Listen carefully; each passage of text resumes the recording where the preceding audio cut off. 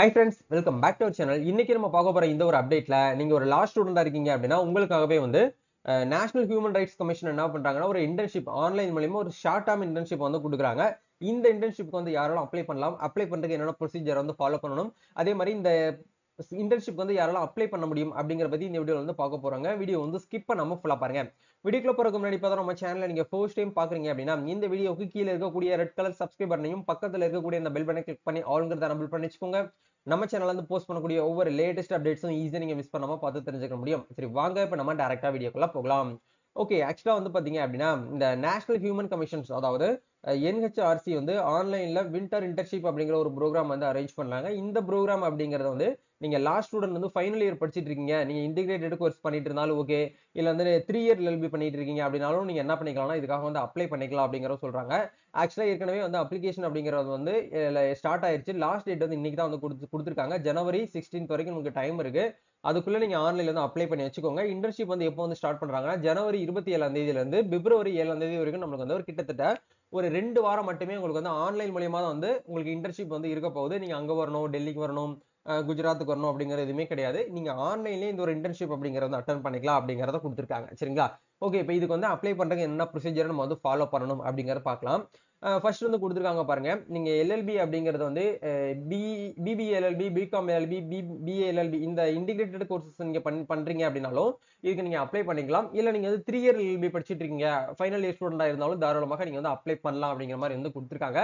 Maximum உங்களோட age limit ஸ்டூடெண்டோட age லிமிட்டை பொறுத்த வரைக்கும் 28 வயசுக்கு கம்மியா இருக்கிற மாதிரி பார்த்துக்கோங்க. அதுக்கு மேல போச்சு அப்படின்னா நீங்க வந்து அப்ளை பண்ண முடியாது. 1/1/2025 படி உங்களோட ஏஜ் வந்து 28 வயசு வந்து பாத்தீங்க அப்படின்னா கம்ப்ளீட், அதாவது அதுக்குள்ள வந்து இருக்கிற மாதிரி பாத்துக்கணுங்கிறத சொல்றாங்க. கண்டிப்பா வந்து பாத்தீங்கன்னா இதுக்கு முன்னாடி நீங்க வந்து என்ஹெச்ஆர்சி நேஷனல் ஹியூமன் ரைட்ஸ் கமிஷன்ல நீங்க வந்து ஒரு இன்டர்ன்ஷிப் வந்து அட்டன் பண்ணிருக்கீங்க, அவைலபிள் பண்ணிருக்கீங்க அப்படின்னா நீங்க வந்து நாட் எலிஜிபிள். ஃபர்ஸ்ட் டைம் வந்து அட்டன் பண்றவங்க மட்டும் தான் இதுக்கு வந்து அப்ளை பண்ண முடியும் அப்படிங்கறத சொல்றாங்க.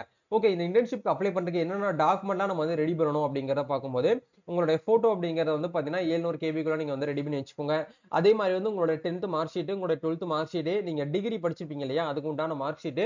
அப்படி நீங்க டிகிரி படிக்கல டைரக்டா வந்து 12th முடிச்சு 5 இயர் இன்டிகிரேட்டட் கோர்ஸ் லா படிச்சிட்டு இருக்கீங்க அப்படின்னா உங்களுக்கு வந்து mark sheet of the last exam, last செமஸ்டருக்கு உண்டான கண்டிப்பா இந்த இது வச்சிருப்பீங்க, ரிசல்ட் காப்பி. அப்படி இல்லைன்னா வந்து மார்க் ஷீட் வச்சிருப்பீங்க, அதை நீங்க வந்து கொடுக்குற மாதிரி இருக்கும். அதுக்கப்புறம் நீங்க கரண்டா வந்து படிச்சிட்டு இருக்கீங்க அப்படிங்கிறதுக்காக பிரசன்ட் இன்ஸ்டிடியூஷன்ல நீங்க வந்து ஐடி கார்டு வந்து ப்ரொவைட் பண்ணிருப்பாங்க. அந்த ஐடி கார்டையும் நீங்க வந்து சப்மிட் பண்ணணும். அதே மாதிரி recommendation letter of principal, dean, HOD form நீங்க வந்து கண்டிப்பா என்ன பண்ணணும் அப்படின்னா வாங்கி சப்மிட் பண்ணணும் அப்படிங்கிற மாதிரி வந்து கொடுத்துருக்காங்க. இந்த டாக்குமெண்ட்ஸ் எல்லாத்தையுமே நீங்க ரெடி பண்ணிட்டு நீங்க என்ன பண்ணணும் அப்படின்னா ஆன்லைன்ல அப்ளிகேஷன் ஃபார்ம் வந்து கொடுத்துருக்காங்க. அதை கிளிக் பண்ணி நீங்க என்ன பண்ணிக்கோங்கன்னா இந்த இடத்துல அப்ளை பண்ணிக்கோங்க.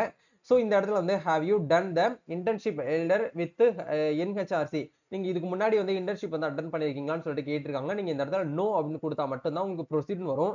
எஸ் கொடுத்தீங்கன்னா நீங்க நாட் எலிஜிபிள்னு சொல்லிட்டு வந்துடும். சரிங்களா? ப்ரொசீட் கொடுத்தீங்கன்னா டைரக்டா உங்களோட இமெயில் ஐடிக்கும் மொபைல் நம்பரும் கேட்கும். இது ரெண்டுக்குமே ஓடிபி வரும். ஓடிபி ஒன்ஸ் வந்து வெரிஃபை பண்ணிட்டு நீங்க நெக்ஸ்ட் வந்து போயிருங்க.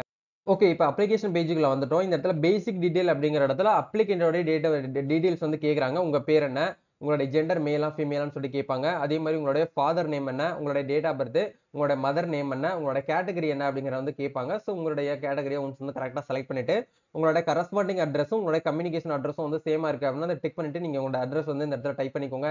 அப்படி கீழே ஸ்க்ரோல் பண்ணீங்க அப்படின்னா உங்க மொபைல் நம்பர், மெயில் ஐடி இது எல்லாமே டிஃபால்ட்டா இருக்கும். இதுக்கு முன்னாடி நீங்க ஏதாச்சும் வந்து இன்டர்ன்ஷிப் வந்து அட்டன் பண்ணிருக்கீங்களான்னு கேட்பாங்க. அது எல்லாமே ஒன்ஸ் வந்து கொடுத்துட்டு சேவ் அண்ட் ப்ரொசீட் நெக்ஸ்ட் கொடுத்தீங்க அப்படின்னா உங்களுக்கு ஆல் எக்ஸாம் டீடைல் அப்படிங்கிற இடத்துல நீங்க உங்களோட அகாடமிக் டீடைல்ஸ் வந்து நீங்க வந்து செலக்ட் பண்ற மாதிரி இருக்கும். ஸோ இந்த இடத்துல 1 by 1 நீங்க வந்து என்ன பண்ணிக்கோங்க அப்படின்னா வந்து ஆட் பண்ணிக்கோங்க. சரிங்களா?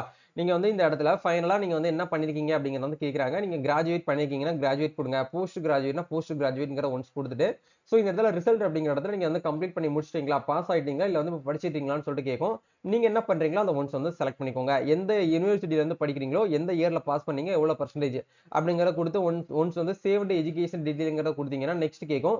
நெக்ஸ்ட் வந்து பாத்தீங்க அப்படின்னா உங்களுடைய பிரசன்ட் யூனிவர்சிட்டி, இப்போ நீங்க கரண்டா எல்எல்பி வந்து எந்த யூனிவர்சிட்டிஸ்ல வந்து படிக்கிறீங்களோ அதை வந்து கேட்பாங்க. ஒன்ஸ் நீங்க என்ன பண்ணிக்கோங்க அப்படின்னா இந்த இடத்துல வந்து செலக்ட் பண்ணிக்கோங்க. செலக்ட் பண்ணிட்டு யூனிவர்சிட்டியோட நேம் வந்து என்ட்ரி பண்ணிக்கோங்க.